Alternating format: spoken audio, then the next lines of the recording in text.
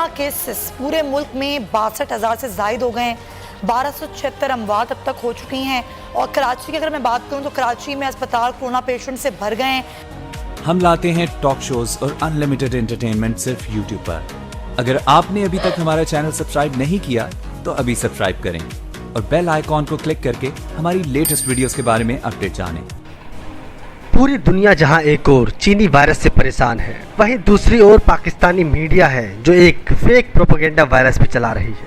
दोनों के दोनों देश भारत को नीचा दिखाने में लगे हुए हैं, लेकिन भारत भी अब इन सबको जता चुका है कि वो किसी से झुकने वाला नहीं है। जहां एक ओर पूरी दुनिया भारत को कोरोना वायरस से लड़ाई लड़ने में सबसे सक्षम मान रही है, तो वहीं दूसरी ओर चीन और पाकिस्तान अलग अलग तरीकों से भारत पर दबाव बना रहे हैं। वो नहीं चाहते कि भारत की छवि दुनिया में उभरे, इसलिए पाकिस्तानी मीडिया ने अब एक नया हथियार अपनाया है। दिखाते हैं आपको पाकिस्तान की फेक न्यूज़। मोदी की चालाकियां और नालायकियां बेनकाब। न्यूयॉर्क टाइम्स ने मोदी का पोल खोल के रख दिया। मोदी की कोविड पॉलिसी नाकाम, भारतीय आवाम हुकूमत पर एतमाद खोने लगे। लद्दाख पर चीन के हाथों हजीमत के बाद मोदी की कोविड पॉलिसी भी नाकाम होने लगी। सख्त लॉकडाउन के बावजूद भारत में कोरोना केसेस और अमवात ज़्यादा हैं। पाकिस्तान में भारत के मुकाबले में केसेस कम हैं। लॉकडाउन ही नहीं, दीगर अवामिल भी अहम थे जिन्हें मोदी ने नज़रअंदाज किया। सवाल यह है कि क्या मोदी हुकूमत ने सख्त इक़दाम किए? भारत में शरह अमवात से लगता है ऐसा हुआ नहीं। भारत में 60% केसेस मुंबई, दिल्ली, अहमदाबाद, चेन्नई, पुणे से हैं। भारतीय मालियाती दारुलहुकूमत मुंबई, चेन्नई अपने बेशतर सेहत वसाइल गंवा बैठे हैं। मुंबई में सबसे ज़्यादा 20% कोरोना केसेस सामने आए हैं और भारत में कास्ट सिस्टम भी वाज़े हो गया है। साबित हो गया मोदी का भारत सिर्फ अमीरों के लिए है। छोटी जात वालों, अक़लियतों को कोरोना में बेआरो मददगार छोड़ दिया गया है और एलओसी और दीगर अवामिल पर तवज्जो भी इस अंदरूनी नाकामी को छुपाने के लिए थी। साथ इस हवाले से ये भी आपको बताएं कि DGISPR ने बारहा इसका जिक्र भी किया है। बात करेंगे ब्यूरो चीफ इस्लामाबाद साबिर शाकिर साहब हमारे साथ मौजूद हैं। तो साबिर साहब, अब तो ये न्यूयॉर्क टाइम्स ने भी कच्चा चट्टा खोल के रख दिया है कि भारत अपने अंदरूनी मामलात को छुपाने के लिए सरहदों पर छेड़छाड़ करता रहता है और इस बार तो बड़ा मामला है कोविड-19, उसको दबाने के लिए ये सब किया जा रहा है। पाकिस्तानी मीडिया बस अपने देश की खबरों को छोड़कर भारत के खबरों को जरूर एक स्पेशल पैकेज के रूप में चलाती है। पाकिस्तान को ये नहीं पता कि उसके देश में क्या हाल है, लेकिन वो भारत के अंदरूनी मामलों में दखल देना चाहती है और फेक न्यूज़ के माध्यम से अपने देश की आवाम को भारत सरकार और स्पेशली मोदी सरकार के खिलाफ झूठी बातें बताती है। अब आपको दिखाते हैं पाकिस्तान की हकीकत क्या है। पहले तो पंजाब और सिंध के मामलात इस तरह के चल रहे थे, गंभीर चल रहे थे, विफाक और सिंध का मसला चल रहा था। अब तो मामलात बलूचिस्तान और सिंध के एक जैसे दिखाई दे रहे हैं। क्या फैसला कर रही है बलूचिस्तान हुकूमत? इजाजत दे रहे हैं, नहीं दे रहे? क्या करने जा रहे हैं आप लोग? कोरोना केसेस पूरे मुल्क में 62,000 से जायद हो गए हैं। 1276 अमवात अब तक हो चुकी हैं और कराची की अगर मैं बात करूं तो कराची में अस्पताल कोरोना पेशेंट से भर गए हैं। तो मतलब बर्दाश्त कर रहे हैं या उसका मतलब कर रहे हैं, अमल कर रहे हैं इसके ऊपर जो हवासी तदाबीर है हमारी। इससे ये कहना तो देखिए मैडम बड़ा अजीब सा होगा कि मैं ये कहूँ कि जी we are on the peak and going to be down. मुझे खदशा ये है कि ये जो आपने नंबर बताया ये नंबर बहुत कम है। पाकिस्तान में इसका नंबर जब तक आप हो तो उस वक्त तक तो आपको नंबर का ही नहीं पता चलेगा। और आप मुझसे बेहतर जानती हैं कि केपी के अंदर हम कितना कर रहे हैं, बलूचिस्तान में कितना कर रहे हैं, सिंध में कितना है, पंजाब में कितना है। हमारी कैपेसिटी तो अभी 20,000 तक भी नहीं पहुंची, जो कि हम समझते हैं कि मतलब बड़े अरसे से हम दावा कर रहे हैं हुकूमत की तरफ से कि हम 20,000 के करीब टेस्ट और 30,000 के करीब टेस्टिंग के जाएंगे। दुनिया के अंदर सिर्फ एक ही चीज है जिसके ऊपर आप चेक कर सकते हो, अपने फ्यूचर को बना सकते हो या प्रेजेंट सिचुएशन को बता सकते हो कि आपके सर्वेलेंस और आपके पास डिजीज कितनी है। उसके लिए सिर्फ एक ही है, दैट इज टेस्टिंग। जब हमारी को हम नहीं कह सकते कि कैसे हो क्या है। एक चीज मैं आपसे शेयर करता जाऊं, ईद से पहले बहुत हमारे ताजर बरादरान ने हुकूमत ने बड़ी बेबसी, हुकूमत लोग मर जाएंगे, लोगों के पास रोजगार नहीं है, इतनी अच्छी अच्छी बातें और इतनी पॉपुलर इस किस्म की बातें की और हम जैसे लोगों से उनको यही साबित किया कि ये मतलब पता नहीं कोई एक साहब ने तो कह ही दिया कि 2-2 टके की बातें करते हैं। वजीर साहब ने गालबन वो कहना तो ये चाह रहे थे कि शायद 2-2 टके के लोग जो है वो बातें करते हैं।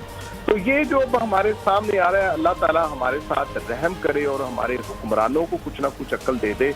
हमारे साथ हम पीट रहे हैं यहाँ से पाकिस्तान मेडिकल एसोसिएशन की तरफ से, बाकी ऑर्गेनाइजेशन की तरफ से कि खुदा डॉक्टर साहब एक अजीब और अमेरिका और डॉक्टर साहब एक और चीज है जो लोगों को खौफजदा करती है। आपने कहा कैपेसिटी ही नहीं है हमारे पास कितने टेस्ट कर सकें। जो लोग टेस्ट करवाते हैं किसी सरकारी लैब से तो पॉजिटिव आ जाता है, फिर वो किसी प्राइवेट लैब से करवाते हैं तो वहाँ नेगेटिव आ जाता है। ये भी लोगों को खौफजदा कर रही है चीज़ कि अगर खुदा ना खास्ता सिम्टम नहीं है आपको तो फिर आप टेस्ट ना ही करवाएं, वरना तो एक मुसीबत आ जाएगी। और फिर वो जो एक डर और खौफ है कि वो जो कोविड-19 के पेशेंट्स के साथ डील किया जा रहा है वो बड़ा भयानक है। तो ये जो एक खौफ है उससे भी तो लोग बड़े परेशान हो गए।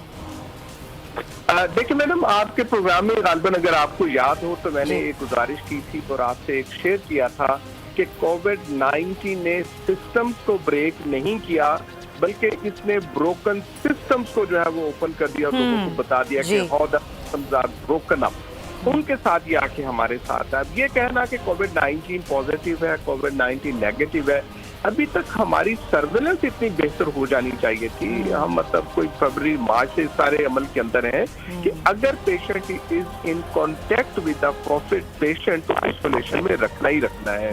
वो चाहता है नहीं चाहता उसने आइसोलेशन में जाना है, रिगार्डलेस ऑफ द टेस्ट के टेस्ट पॉजिटिव है टेस्ट नेगेटिव है। ये एक बनाया जाता है कि जिस सरकारी अस्पताल में जाएंगे तो वैसे, और बैन ही वैसी है। मैं आपका वक्त ले रहा हूँ कि जैसे ये कहा जाता है कि सरकारी अस्पतालों में तो जी इलाज ही बेहतर नहीं होता, सरकारी अस्पतालों में तो मरीज भूल ही जाते हैं। तो ये एक जो हमारे माफियाज एक प्राइवेट इंस्टीट्यूशंस के बने हुए हैं, वहीं के लोग बाहर काम करते हैं तो बड़ा अच्छा हो जाता है, वहीं के दकियानूसी मशीनरी होती है प्राइवेट सेक्टर की तो वो बड़ी अच्छी हो जाती है। तो ये जो एक कॉन्सेप्ट है मेडिकल साइंसेज के अंदर अनफॉर्चुनेटली आ गया है और हुकूमत इसको जो कि पब्लिक प्राइवेट पार्टनरशिप के तहत, कभी मेडिकल टीचिंग इंस्टीट्यूशन एक्ट के तहत, कभी हुकूमत की और अल्ले बल्ले करके जो है चाहती है कि इसको प्राइवेटाइजेशन की तरफ लेके जाए, तो उससे लोगों के अंदर एक बिल्कुल आपने बड़ी अच्छी बात की है कि असल हमें ना सिस्टम हमारा जो है ना वो सही नहीं है और वो जो है ना यहाँ पर बेनकाब हो गया है कि हम किसी भी चीज़ को डील कैसे करें। बहुत शुक्रिया अशरफ निज़ामी साहब आपका। फैसल साहब, मौके पर जगह नहीं है अस्पतालों में कराची की और जो पेशेंट्स अब आ रहे हैं उनको ये कह के वापस किया जा रहा है कि अपने आप को घर में आइसोलेट करें, यहाँ पर जगह फुल हो चुकी है। और मुराद अली शाह साहब ने भी आज एक नीपापुर हॉस्पिटल का दौरा किया और उन्होंने कहा है कि जो 2 मंजिला इसकी इमारत है उसको भी जल्दी जो है वो बनाया जाए, वहाँ पर इंतजामात मुकम्मल किए जाएँ क्योंकि अब जगह कम पड़ गई है। कहाँ खड़े हैं अभी हम और कोरोना वायरस कहाँ तक जाएगा, ये क्या पीक है या पीक अभी आना बाकी है, हम इस पर बात करेंगे। सदर पीएमए अशरफ निज़ामी हमारे साथ मौजूद हैं। डॉक्टर साहब बहुत शुक्रिया आपका। ये जो अभी सूरत हाल है 62,000 केसेस हो गए हैं पाकिस्तान में, तो क्या पीक आ चुका है पाकिस्तान में या फिर पीक आना अभी बाकी है? बहुत शुक्रिया। देखें, ये कहना मुश्किल है कि अभी पीक आ चुका या पीक आने वाला है, क्योंकि जैसे हम होश पौश फैसले कर रहे हैं और जिस तब्दीली के साथ हम इस कोविड-19 को बस यही लेना चाहूँगी कि ईद पर और उससे पहले रमज़ान में जो हम लोगों ने किया, जिस तरीके की हमने SOPs की धज्जियाँ उड़ाई और हमें लगा कि अब कोरोना वायरस चला गया है, केसेस बढ़ रहे हैं, आपको क्या लग रहा है? संजीदा ले रहे हैं हम लोग, को ले रहे हैं संजीदा इस चीज़ को? सुमैया, बहुत खतरनाक सूरत हाल है और इसका हमें अंदाजा होगा जून के मिड में 10 से 15 तारीख को, जो हमने ईद से पहले बेहतियाती की और ईद के दौरान की है। जिस तरह से हमने वायलेशंस की है पूरी कौम ने, वो ऐसे मनाजिर हैं कि उसके नताइज जो है वो ज़ाहिर है 14 दिन के बाद हमें देखने को मिलेंगे और खतरात की घंटियां बज रही हैं, अस्पताल भर गए हैं, हुकूमत उस तरह से रिएक्ट नहीं कर रही जिस तरह से टेस्ट वाला मामला डॉक्टर साहब कह रहे थे, टेस्टिंग का सिस्टम उस तरह से मुरत्तब नहीं हो सका जिस तरह से दावे किए गए थे। और आवाम उसको बहुत इजी ले रही है। खतरात पाकिस्तान के ऊपर जो है वो बहुत ज्यादा मरड़ है। बिल्कुल आप सही कह रहे हैं वैसे साहब, बहुत शुक्रिया आपका। जी फंस गए हैं सियासत में, हम फंस गए हैं जी चीनी कमीशन की रिपोर्ट में। कोरोना वायरस जैसे आया है बस खुद ही चला जाएगा, अल्लाह ही मालिक है उसका। और हुकूमत जो इकदाम कर रही है वो नज़र हमें इसलिए भी नहीं आते कि वही बात कि जब तक टेस्ट कैपेसिटी हम नहीं बढ़ाएंगे हमें नहीं मालूम होगा कि हम कहाँ खड़े हैं। सवाल मेरा वही है कि क्या माजी की तरह इस बार ऐसा नहीं होगा, कोई ना कोई जिम्मेदार जिसका तयन करेगी हुकूमत और लेकर आएगी उनको सामने। आपको क्या यकीन है इस बात का? देखिए, एक तो मैं उनकी प्रेस कॉन्फ्रेंस बहुत ध्यान से सुन रहा था, कोई नई बात नहीं थी उनकी प्रेस कॉन्फ्रेंस पे। जब वो कराची तशरीफ लाए, उन्होंने मुआयना किया, उस जाए रुकू पे तशरीफ ले गए, हॉस्पिटल चले गए, और यहाँ जिन्होंने प्रेस कॉन्फ्रेंस की तकरीबन सेम प्रेस कॉन्फ्रेंस थी, कोई उसके अंदर एक पॉइंट भी मुझे ऐसा नहीं लगा कि जो नया हो, सिवाय इसके कि उन्होंने ये बताया कि आज वजीर आजम बरहम हुए हैं, वजीर आजम छुट्टी पर थे। हंसी का मकाम है कि 7 दिन के बाद वाइस रिपोर्टर मिल गया है। ऐसी कौन सी जगह पे वाइस रिपोर्टर था जो मिल नहीं रहा था, आज कैसे अचानक से मिल गया है? ये शकुन शुबात वाली बात है, खुशी वाली बात नहीं है कि वाइस रिपोर्टर जो है वो 7-8 दिन के बाद मिल गया है। तो यह है पाकिस्तानी मीडिया और पाकिस्तान की सरकार, जहां का पीएम प्लेन क्रैश के बाद भी छुट्टी पर चला गया। पाकिस्तान की सरकार को क्रैश्ड प्लेन का वॉइस रिकॉर्डर 7 दिन तक नहीं मिला और ये भारत पर आए दिन तंज कसते हैं। ये जिहादी जाहिल कभी सुधरेंगे नहीं। तो दोस्तों, ये थी आज की वीडियो। अगर आपको वीडियो पसंद आए तो प्लीज़ इसे लाइक कीजिए, शेयर कीजिए, सब्सक्राइब करना ना भूलिए हमारे चैनल EFC को। जय हिंद।